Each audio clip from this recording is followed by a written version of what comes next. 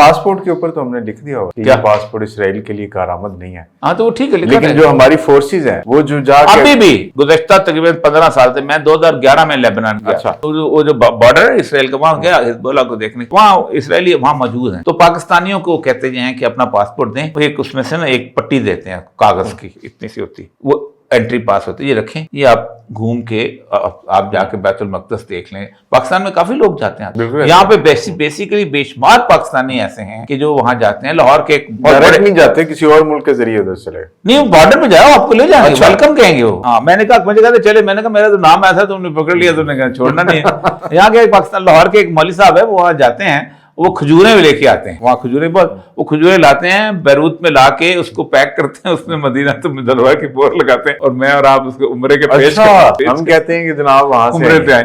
تو یہ تو بہرحال چلو, یہ تماشا بھی دیکھ لیں گے. ہم نے اس 70 سال کی عمر میں یہ تماشا بھی دیکھنا تھا. بچپن میں ہم نے صرف یہ تھا, ہم نے دیکھا ہوا تھا کہ فلسطین کے لیے ہم جو ہے وہ اپنا جان دینے کے لیے اور اس سے یہودیوں کو مارنے کے لیے, اور ساری زندگی پاکستان کے 2-2.5 لاکھ اگر مساجد ہے نا, تو اس میں یہود و نصارہ کے خلاف باتیں سنتے آئے. اور پاکستان کے بارے میں کہا جاتا ہے کہ پاکستان کی فوج جو ہے 2 دشمن بتائے جاتے ہیں, ایک اسرائیل اور دوسرا انڈیا. تو اب تو بایا میڈیا لگتا ہے کہ سارے اب تو کوئی اور دشمن